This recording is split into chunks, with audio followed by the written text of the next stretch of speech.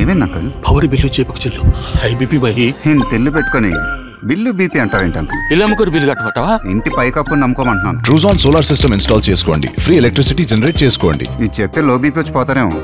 ఒక్కోసారి బిల్లు మొత్తం ఫ్రీ అయిపోద్ది. Truzon solar power, super power.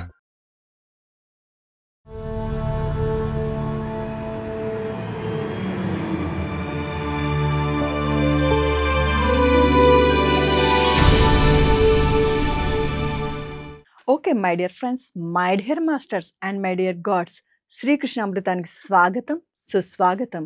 మరి ఈరోజు మనం తెలుసుకుంటున్నాం భగవద్గీత 2వ అధ్యాయము 23వ శ్లోకం. మరి తెలుసుకునే ముందు మనకి ఇటువంటి గొప్ప ధ్యాన జ్ఞాన మార్గాన్ని అందించినటువంటి బ్రహ్మర్షి పితామహ పత్రిజీ గారికి, పత్రి మేడం గారికి, సాధానంద గారికి మనస్ఫూర్తిగా కృతజ్ఞతలు చెప్పుకుందాం. భగవద్గీతకు, శ్రీకృష్ణ పరమాత్మనికి కృతజ్ఞతలు చెప్పుకుందాం. మరి ఇప్పుడు శ్లోకంలోకి వెళ్ళిపోతాం, శ్రద్ధగా ఆలకించండి. నైనం చిందంతి శస్త్రాణి నైనం దహతి పావకః నచైనం క్లేదయంత్యాపో నశోషయతి మారుతః. బీజాక్షరాలు శక్తివంతంగా ఉంటాయి. చాలా చిన్న చిన్న పదాలు పలికిస్తాను, పలకండి. నైనం చిందంతి శస్త్రాణి నైనం దహతి పావకః నచైనం క్లేదయం త్యాపో నశోషయతి మారుతః. తాత్పర్యానికి వెళ్ళిపోదాం, శ్రద్ధగా వినండి. తాత్పర్యం ఏమనగా, ఈ ఆత్మను శస్త్రాలు ఛేదించలేవు. ఈ ఆత్మను, మన శరీరం కాదు ఆత్మని చెప్పుకుంటూ వచ్చాం. మరి ఎలా మనల్ని ఛేదించలేవు అనేది శ్రీకృష్ణ పరమాత్మ మనకు అర్థమయ్యేటట్లు చెప్పారు. ఈ శస్త్రాలు ఛేదించలేవు అంటే, ఏ శస్త్రాలు అగ్ని దహించలేదు, నీరు తడపలేదు, గాలి ఆరబెట్టలేదు. అగ్నితో ఆత్మను, శరీరాన్ని తగలబెట్టేసేస్తే ఆత్మను తగినబెట్టినట్టు కాదు. నీరుతో తడుపునట్టయితే ఆత్మను తడిపినట్టు కాదు. గాలి ఆరబెట్టను లేదు. ధ్యాన వివరణ బ్రహ్మర్షి పితామహ పత్రిజీ అంతరానికి వెళ్ళి మనలో ఉన్న మూలాలలో ఉన్నటువంటి అనుమానాలను నివృత్తి చేశారు. చూద్దాం రండి. పంచ మహాభూతాలతో తయారైంది మన భౌతిక శరీరం. ఈ శరీరం ఏమంట, పంచభూతాలతో తయారైంది. ఎప్పటి నుంచి? శూన్యము శక్తి కలిసి పంచభూతాలను సృష్టిస్తే, పంచభూతాలు సమస్త సృష్టిని సృష్టించాయి. సమస్త సృష్టి అంటే 84 లక్షల జీవరాశులు.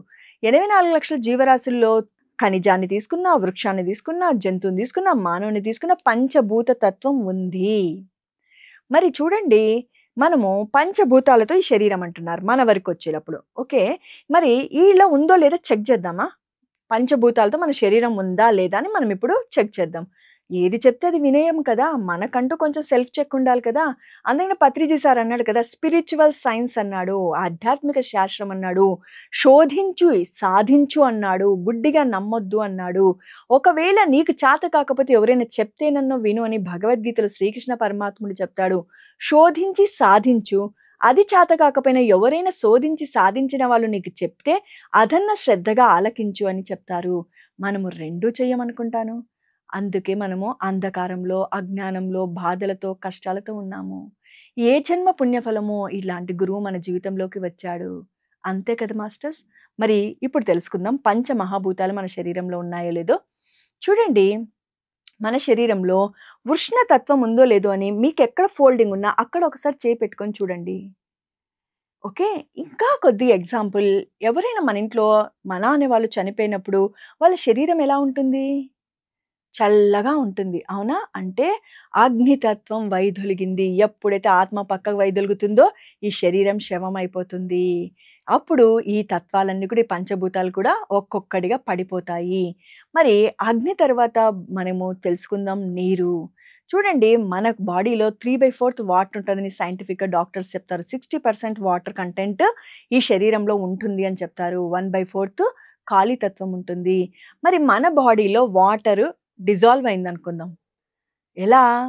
వామిటింగ్స్, మోషన్స్ సహజంగా జరుగుతూ ఉంటాయి కదా ఎవరికైనా హెల్త్ ఇష్యూస్తో. ఏమైపోతుంది? డాక్టర్ కాడికి వెళ్ళిపోయేలోపు సెలైన్ ఎక్కిస్తాడు. ఆ సెలైన్ ఏ రూపంలో ఉంటుంది? నీరు. అంటే కావాల్సినంత వాటర్ కంటెంట్ కూడా బాడీలో లేకపోతే ఏమైపోతుంది?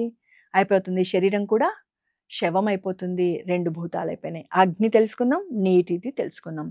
మరి మూడవదొచ్చేసి మనలో ఉండేది చూడండి భూతత్వము. భూతత్వం ఏమి? మనం ఎంత స్నానం చేసేటప్పటికి చక్కగా ఇలా తిక్కి చూడండి. ఈ శరీరము మట్టితో తయారైంది అని చెప్తారు. అంతేకాకుండా మన మాంసం ముద్దను మట్టితో పోలిస్తారు. ఈ మాంసం ఏర్పడడానికి ఎక్కడి నుంచి వచ్చింది ఆహారము? పురుషుడు తండ్రి తీసుకున్నాక ఆ నుంచి తల్లికి ట్రాన్స్ఫర్ అయిపోయి అక్కడి నుంచి వచ్చింది. ఆహారం ఎక్కడి నుంచి వచ్చింది? భూమిలో నుంచి వచ్చింది. ఆ భూతత్వం మనలో ఉంది. ఓకే. మరి అంతేకాకుండా ఆకాశతత్వం, ఖాళీతత్వము. ఖాళీ చూడండి, 3/4 వాటర్ ఉంటుంది, 1/4 ఖాళీ ఉంటుంది. ఇప్పుడు ఇక్కడి నుంచి ఖాళీతత్వము అంటారు. ఇక్కడ ఏమైనా ఉండింటే మన నోట్లో నుంచి ధ్వని అన్న బయటకు వస్తుందా? రాదు. ఖాళీతత్వం అంటే ఆకాశతత్వం. ఆకాశం అంటున్నారు కదా. పంచభూతాల్లో 5 తత్వాలు: నీరు, గాలి, ఆకాశము, భూమి, నిప్పు. మరి ఏదైతే ఆకాశం ఉందో పైకి వెళ్ళే కొద్ది మేఘాలు ఉంటాయి. ఎంత దూరం వెళ్ళండి, ఫ్లైట్లో జర్నీ చేసిన వాళ్ళకి ఒక అవగాహన ఉంటుంది. వెళ్ళే కొద్ది ఏమైపోతుంది? మేఘాలు ఉంటాయి. ఇంకా వెళ్ళే కొద్ది ఖాళీనే ఉంటుంది. ఆకాశం అంటే శూన్యము, ఏమీ లేదు. ఘటంలో మార్పులు వస్తాయి కానీ ఆకాశంలో రావు. ఘటం అంటే కుండ, చిన్నది పెద్దది అని ఉంటుంది. అంటే శరీరం చిన్నవాడు పెద్దవాడు, ఆడ మగ అలా తేడా ఉంటుంది. అందులో ఉండే ఖాళీనే ఆకాశతత్వము. ఆ విధంగా మనము చక్కగా పంచభూతాలతో ఈ శరీర నిర్మాణము నిర్మించబడి ఉంది అని చెప్తున్నారు. దహ్యతి ఇది దేహ, దహింపబడేది కనుక ఈ శరీరము దహించిపోతుంది. నిప్పు పెడితే కాలిపోతుంది, నీరు వస్తే తడిచిపోతుంది, గాలి వస్తే కొట్టుకపోతుంది. అంతే కదా. మరి పంచభూతాలలో చూడండి, మన శ్వాసే ఉంది. శ్వాస ఆగిపోయిందంటే ఒకరేనా డాక్టర్ గారు సిస్టర్ పిలిచి సార్ బాగలేదు పరిస్థితి పేషెంట్ అంటే, డాక్టర్ వచ్చి నాడి చూసే ముందు ఏం చేస్తాడు? శ్వాసను గమనిస్తాడు. శ్వాస గమనించి ఉన్నాడా లేదా తెలుసుకుంటాడు. ఈ శ్వాస ఆగిపోయిందంటే శరీరం ఏమైపోతుంది? శవం అయిపోతుంది. పుట్టినప్పుడు శ్వాసతోనే పుడతాడు, మరణించినప్పుడు ఈ శ్వాసను వదిలేసి వెళ్ళిపోతాడు. అంటే శ్వాస ఉంటేనే ఈ శరీరం ఉంటుంది. మరి పంచభూతాలు మన శరీరంలో ఏ ఒక్కటి వైదొలిగినా ఈ శరీరం ఏమైపోతుంది? శవం అయిపోతుంది. అందుకనే పంచమహాభూతాలతో తయారైంది మన భౌతిక శరీరం. మహాభూతాలు అంటే దయ్యాలు భూతాలు కాదండోయ్. పంచమహాభూతాలు దైవితామూర్తులు. ఎక్కడ దయ్యం లేదు, భూతం లేదు. మన దృష్టిలోనే లోపం ఉంది, సృష్టిలో లోపం లేదు. దహ్యతే ఇది దేహ, దహింపబడేది కనుక ఈ శరీరాన్ని దేహం అన్నారు. దహించిపోతుంది. పొరపాటు నుండి ఏదైనా ఫైర్ యాక్సిడెంట్ అయ్యి కాలిపోయినటివి లేవా? కార్ యాక్సిడెంట్లో ఫైర్ అయిపోయి కాలిపోయినటివి లేవా? అగ్ని తత్వముతో ఈ శరీరము కాలిపోతుంది. భౌతిక శరీరం నీటితో తడిచి చివికి నానిపోతుంది. ఎవరైనా ఆడుకోవడానికి నీటి సరస్సుల దగ్గరికి వెళ్ళి ఆడుకుంటూ మృత్యువాత పడితే ఎలా బయటపడుతున్నారు? చివికి పోయి వాళ్ళ రూపురేఖలు మారిపోయి బయటకు వస్తున్నారు. మరి భౌతిక శరీరానికి ఏముంది? నీటితో తడిచి చివికి పోయి నానే తత్వం ఉంది.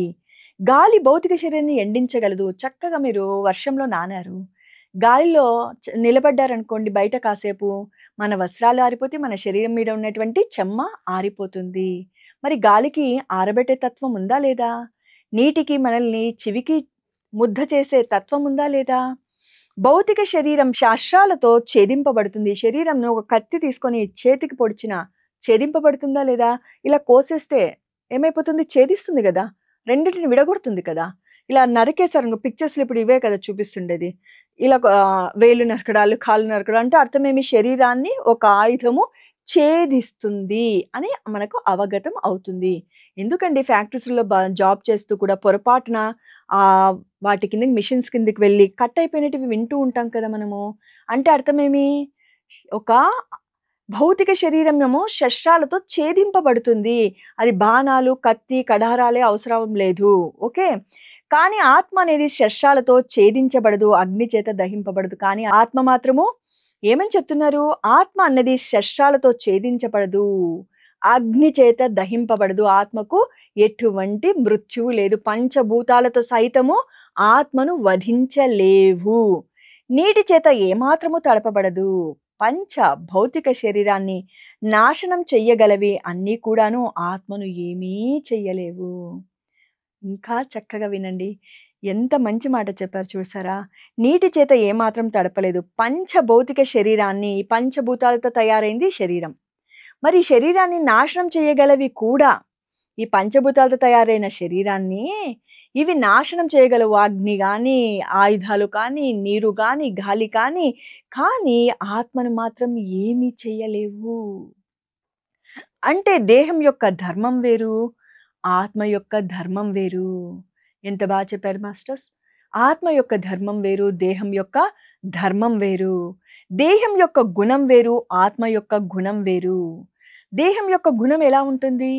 నీది నాది తమో రజో సత్వ గుణాలతో కూడుకొని ఉంటుంది. శుద్ధ సత్వంతో ఉంటుంది, నిర్గుణంతో ఉంటుంది. ఆత్మ నిర్గుణం తప్ప ఇంకొక స్థితి లేదు, గుణాతీతంలో ఉంటుంది. అది ఆత్మకు గుణం తేడా. అంటే దేహానికి ఆత్మకు తేడా. ఈ భౌతిక శరీరం వేరు, ఆత్మ పదార్థం వేరు. ఈ భౌతిక శరీరానికి చూసిందంతా కావాలి అనిపిస్తుంది, విన్నేదంతా ఉండాలి అనిపిస్తుంది, ఏదేదో కోరుతుంది, ఏమేమో చేస్తుంది. సంకల్పం అంటుంది, వికల్పం అంటుంది, ఇది కావాలంటుంది, అది కావాలంటుంది, కింద పడుతుంది, మీద పడుతుంది, దుఃఖం తెచ్చిపెట్టుకుంటుంది, ఆనందం తెచ్చిపెట్టుకుంటుంది, ఆహా అంటుంది, అయ్యయ్యో అని అంటుంది. శరీరానికి ఇన్ని రకాలుగా ఉన్నాయి. మరి ఆత్మస్థితి ఏమో చూద్దాం. దేహం యొక్క గుణం వేరు, ఆత్మ యొక్క గుణం వేరు. ఈ భౌతిక శరీరం వేరు, ఆత్మ పదార్థం వేరు. దేహం వేరు, దేహి వేరు. రెండు వేరు వేరు. దేహంలో దేహి ఉంది. దేహి అంటే ఆత్మ, దేహం అంటే శరీరం. శరీరం ఎప్పుడైనా కానీ గుర్తుపెట్టుకోండి, ఆత్మ లేదా అయిపోయింది, అది డమ్మీ, ఏమిటికి పనికిరాదు. ఆత్మ ఉన్నంత వరకు మాట్లాడగలం, వినగలం, చూడగలం, తినగలం, ఏమైనా చేయగలుగుతాం. ఆత్మ వన్స్ వైదొలిగిందంటే అన్ని ఇంద్రియాలు మనతోనే ఉంటాయి, కాళ్ళు, చేతులు, కళ్ళు, ముక్కు, కానీ వర్క్ చెయ్యవు. చూడండి, ఇక్కడ ఇన్స్ట్రుమెంట్స్ ఉన్నాయి, వీడియో ఉన్నాయి, అన్ని ఇన్స్ట్రుమెంట్స్ ఉన్నాయి, మైకులు ఉన్నాయి. ఒక్కసారి పవర్ పోయిందంటే ఉన్నాయి, పని చేయకునే, ఏం లేదు, పవర్ లేదు. పవర్ లేకపోతే ఏమి, ఎలక్ట్రిక్ పవర్ లేకపోతే ఏమి, అయిపోయింది, అవి పని చెయ్యవు. అలానే ఆత్మ వైదొలిగిందంటే ఈ శరీరం ఏమైపోతుంది, డమ్మీ అయిపోతుంది. శరీరాన్ని పట్టుకొని మురిసిపోతున్నావు. నువ్వు ఎక్కడ శక్తిని పెంచుకోవాలి? ఆత్మ పరంగా శక్తిని పెంచుకోవాలి. నువ్వేం చేస్తున్నాము? మనము ప్రాపంచికంగా అన్ని కలియబెట్టి నెత్తి మీద చెప్పాలి అంటే ఒక బోయ్యరానంత బరువును మోస్తున్నాము. మరి పరనింద చేస్తున్నాము, భగవంతుడికి ఫిర్యాదులు చేస్తున్నాము. ఏది శాశ్వతం, ఏది అశాశ్వతం అని తెలుసుకుంటే ఇలాంటి వ్యర్థమైనటువంటి పనులు చెయ్యము. దేహం వేరు, దేహి వేరు. రెండు వేరు వేరు. ఒకటి నశించేది, ఇంకొకటి నిత్యమైనది, నశించనిది. ఒకటి నశించేది అంటే ఏది? శరీరం నశించేది. ఇంకొకటి నిత్యమైనది అంటే ఏమి? నశించనిది అంటే ఏమి? ఆత్మ అని అవగతమవుతుంది. ఆత్మకే కదా నిత్యమైనది, శాశ్వతమైనది. ఓకే, మరి శరీరం పుడుతుంది, చస్తుంది. శరీరం ఏమవుతుంది? పుడుతుంది, చస్తుంది. కానీ ఆత్మ పుట్టదు, చావదు. ఎవరికి పుట్టుక చావులు? శరీరానికే, ఆత్మకు కానే కాదు. గత 10 శ్లోకాలుగా మనకి శ్రీకృష్ణ పరమాత్మ అన్ని విధాలుగా ఎన్నో ఎగ్జాంపుల్స్ తీసుకుంటూ వస్త్రం గురించి చెప్పినాడు, ఇప్పుడు శస్త్రం గురించి చెప్తున్నాడు, పంచభూతాల గురించి చెప్తున్నాడు. ఎన్ని విధాలుగా నలు దిక్కుల ఎటువంటి అనుమానాలు లేకుండా లోతుల్లో నుంచి అంతరంలో ఉన్నటువంటి లోపల ఏ మూలాన ఏ అనుమానం ఉన్నా ఈ 12 శ్లోకాలు మీరు శ్రద్ధగా వింటే ఈ శరీరానికి ఆత్మకు గల తేడా అవగతమవుతుంది. హాయిగా ఆనందంగా జీవించేటువంటి ఆస్కారం ఉంటుంది. తెలియకనే దుఃఖం, తెలిస్తే దుఃఖం ఉండదు. ఆనందమే ఆనందం. దానినే బ్రహ్మానందం అంటాము, పరమానందము అంటాము. ఒకటి నశించేది, ఇంకోటి నిత్యమైనది, నశించనిది. శరీరం పుడుతుంది, చేస్తుంది, కానీ ఆత్మ పుట్టదు, చావదు. ఆత్మ అన్నది నిత్యమైనది. ఆత్మ ఎప్పుడు విరాజిల్లుతూ ఉంటుంది, మార్పులు చెందనిది. ఆత్మకు ఎటువంటి మార్పు లేదు. ఈ శరీరానికే మార్పులు, ఆత్మకు ఎటువంటి మార్పు లేదు. సర్వవ్యాపకమైనది. ఏమి అర్థము? అంతటా వ్యాపించి ఉంది. ఆత్మ ఏముంది? అంతటా వ్యాపించింది, అణువణువున వ్యాపించి ఉంది, అందరిలోనూ ఉంది. అణువణువున అంటే గుర్తుపెట్టుకోండి, ఇప్పుడు మనం చూస్తూనే ఉంటాం, మన చుట్టూ కంటికి కనిపించని వైరస్, బ్యాక్టీరియా మన చుట్టూ ఎంత ఉంటుందో. అది యాక్టివ్గా ఉండాలి అంటే ఏముండాలి? ఒక చైతన్యం ఉండాలి. ఆ చైతన్యం పేరేమి? ఆత్మ. మరి భగవంతుడు అణువణువున ఉంటాడంటే అర్థమేమి? ఆత్మ రూపైన అంతటా వ్యాపించి ఉన్నాడు అని దాని అర్థము. మనమేమనుకుంటాము, భగవంతుడు అంతటా ఉంటే, ఎవరైనా తప్పు చేస్తుంటే, దుష్కర్మలు చేస్తుంటే ఎందుకు శిక్షించడు అని మనకు అనుమానము వస్తుంది. నాకు కూడా అనుమానం వచ్చింది. నేను ఒకరోజు ప్రశ్నించినప్పుడు, భగవంతుడు ఇలా సెలవిచ్చాడు అంతర్వాణి రూపంలో. మీ నాన్నగారు ఉన్నారు కదా! ఉన్నారు. మీ నాన్నగారు ఊరి పోయినప్పుడు నువ్వు ఎలా ఉంటావు? చూడండి, ఒక అబ్బాయి వాళ్ళ నాన్నగారు ఊరికి వెళ్ళారు. ఆ తర్వాత ఏం జరిగిందంట అంటే, వాళ్ళ పక్కింటాయన అన్నాడంట, "మీ అబ్బాయి మీరు ఊరికి పోయినా చక్కగా స్కూల్‌కి వెళ్ళాడు, చక్కగా ఆడుకున్నాడు, హోంవర్క్స్ రాసాడు, వాళ్ళ చెల్లిని, తమ్ముడిని బాగా చూసుకున్నాడు" అంటే వాళ్ళ నాన్నగారు ఎలా ఉంటాడు? వెరీ గుడ్ అనుకుంటాడు. అదే అబ్బాయి ఏం చేశాడంట, వాళ్ళ నాన్న ఊరికి పోతే అల్లరి చిల్లరి పనులు చేస్తూ ఉంటే, వాళ్ళ పక్కింటాయనంట, "అబ్బెబ్బే! మీ వాడు వేస్ట్ అండి. మీరిలా వెళ్ళిపోయారో లేడో వాడి కథ మొదలుపెట్టాడు" అని అన్నాడంట. దీన్ని బట్టి అర్థం ఏమవుతుంది? తండ్రి ఉన్నా లేకున్నా పద్ధతిగా ఉండాలనా? తండ్రి ఉంటేనే పద్ధతిగా ఉండాలనా? భగవంతుడు గూడా అదే కోరుతున్నాడు. నేను ఉన్నానని నువ్వు పద్ధతిగా ఉండడం కాదు. నేను అంతటా ఉన్నాను, నేను చూస్తే నిన్ను శిక్షిస్తాను అని నువ్వు పద్ధతిగా ఉంటే అది కాదు. నువ్వది తప్పు అని చెయ్యకుండా ఉండడం, అది ఇతరులకు ద్రోహం చేయడం తప్పు, నష్టపరచడం తప్పు. ఇతరుల బాధ నీ బాధ కావాలి, ఇతరుల ఆనందం నీ ఆనందం కావాలి అని పత్రిజీ సార్ చెప్పేవాడు. భగవంతుని గుణం అంటే ఏమంట? ఇతరుల ఆనందం నీ ఆనందం కావాలి, వాడి బాధ నీ బాధ కావాలి. మనం ఎలా ఉన్నాం ప్రాపంచికంగా?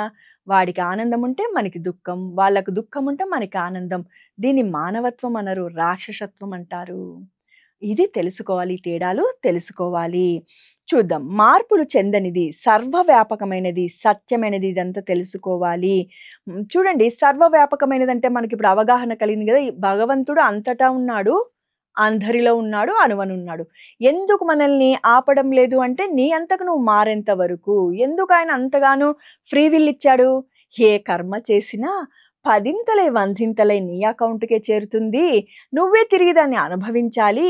నాకేమి పోయేది?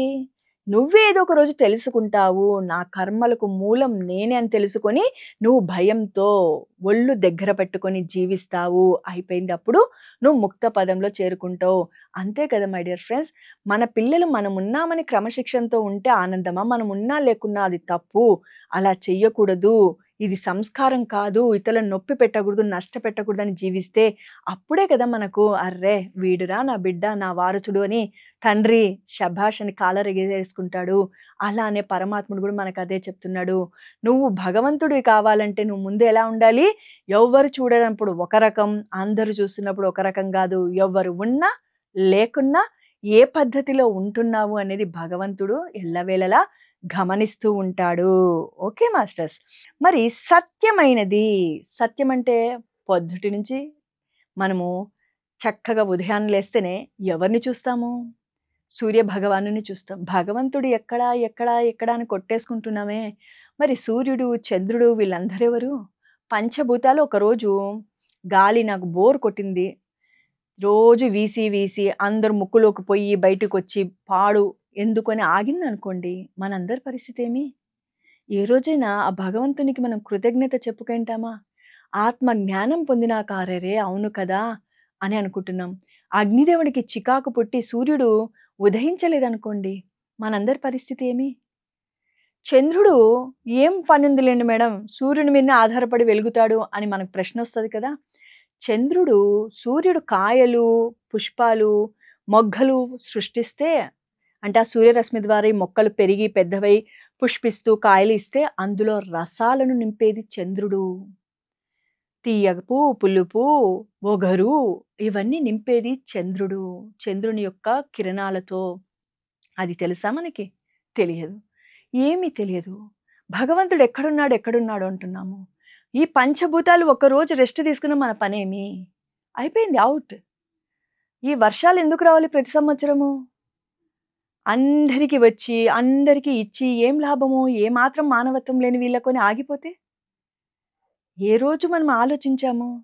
దాహమైతే ఒక్క గంట లేటైనా అల్లాడిపోతాము. ఎవరైనా ఒక చక్కగా ఒక బాటిల్‌తో వాటర్ ఇస్తే అవి తాగి హమ్మయ్య! అని అనుకుంటామే.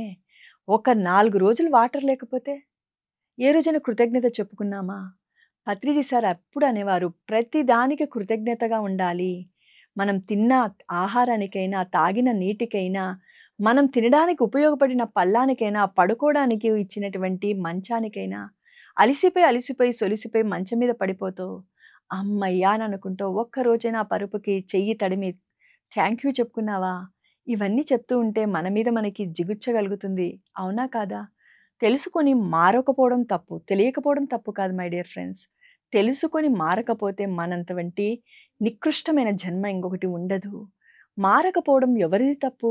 భగవంతుందా? మనదా? మనదే. మరి చెవులో శంఖం పెట్టి చెప్తున్నారు. ఒక మైకు పెట్టి చెప్తున్నారు.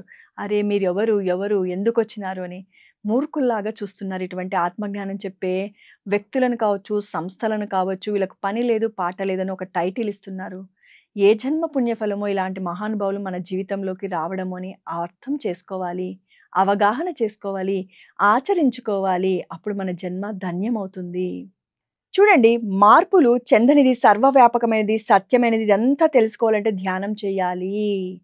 మనం బయట వాళ్ళకి చెప్పి వెళ్ళి శరీరం అశాశ్వతమండి, ఆత్మ శాశ్వతము, ఇది తెలుసుకోవాలండి మీరు అంటే, నీ మొహం కంటికి కనిపించే శరీరం నువ్వు కాదంట, కంటికి కనిపించిన ఆత్మ మనమంట.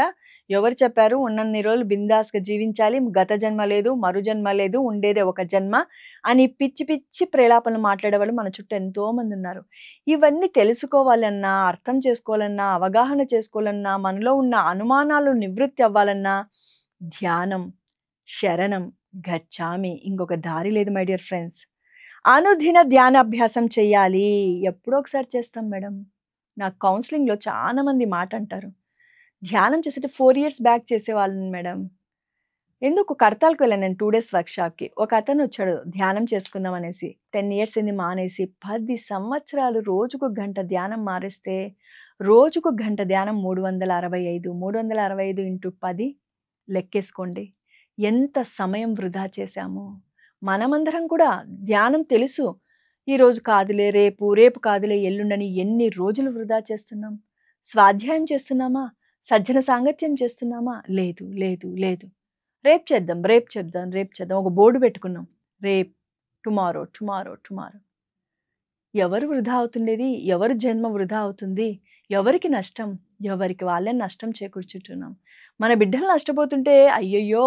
వీడు చదువుకోడు, వీడు సమయం వృధా చేస్తున్నాడు, వీడి తోటి పిల్లలంతా చక్కగా అభివృద్ధి పొందుతున్నారని దిగులు పడతావే, మరి మనమేం చేస్తున్నాం? ఎవరికి వాళ్ళం ప్రశ్నించుకోవాలి ఈ మాటని.